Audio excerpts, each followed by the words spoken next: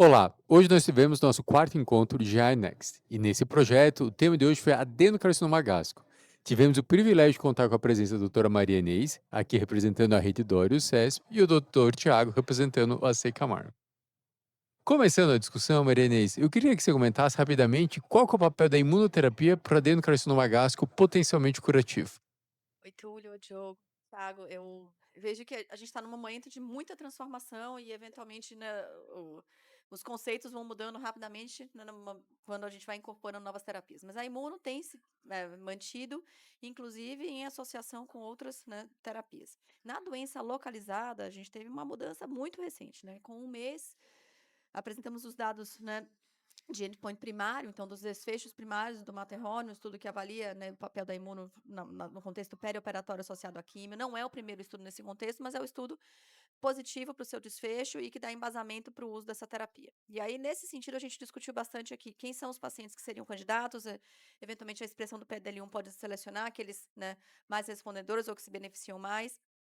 E se a gente eventualmente tiver que escolher o paciente, talvez essa seja um critério. E a outra discussão que a gente teve aqui foi o desfecho. O desfecho de sobrevida livre de eventos é um desfecho adequado, né, para o paciente com uma doença curativa. A gente deve esperar, né, o amadurecimento da sobrevida global. Então, discutimos esses dois aspectos no contexto da doença localizada, avaliando o uso de imunoterapia. Mas de qualquer jeito são dados bem impressionantes, né? E acho que estão todos animados com os resultados do Matterhorn. E doença metastática. A gente vai discutir biomarcadores e alguns biomarcadores vão se sobrepor com os dados de imunoterapia.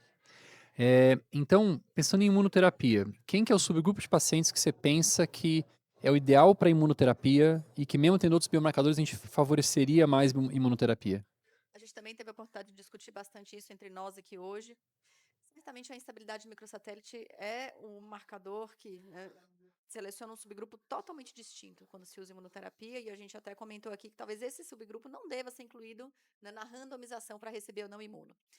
Fora disso, o CPS também seleciona esses pacientes, né? Não com a mesma intensidade, talvez não da forma ideal, mas aparentemente os mais, né, fortes expressores são os que mais se beneficiam. E aí isso, né, com diversas questões a serem discutidas para aqueles pacientes que não expressam ou por amostragem, ou por avaliação, ou porque realmente não expressam mesmo. Bom, Thiago, passando para você. Então, o Thiago falou um pouco para a gente de terapias-alvo, não imunoterapia, para câncer de estômago. E a primeira pergunta é, hoje em dia, que biomarcadores tem que testar e como que a gente testa? Então, Diogo, a gente hoje está vivendo um cenário bem interessante em adenocarcinoma gástrico, né, com vários dados de terapias-alvo que vem aparecendo. Então, isso é uma mensagem muito importante que a gente precisa testar os pacientes. Uma vantagem que a gente tem em adenocarcinoma gástrico é que a maioria dos testes é por imunistoquímica, então são testes mais baratos, que são mais amplamente distribuídos, então isso facilita o acesso ao teste, né? E a gente tem que lembrar que, além da instabilidade de microsatélite, que seleciona pacientes muito respondedores à imunoterapia, a expressão de HER2 justamente para o uso de terapias anti-HER2, como trastuzumab com ou sem imunoterapia, mais recentemente a expressão a análise de Claudina 18.2, com aquele subgrupo que tem hiperexpressão de Claudina 18.2, se beneficiando do zobetuximab, que já está disponível no Brasil, e o PDL1, como a Inês já colocou, sendo um biomarcador importante na decisão da imunoterapia, né? Então isso é um pacote, acho que mínimo que a gente precisa hoje, dentro do cenário de drogas aprovadas no Brasil.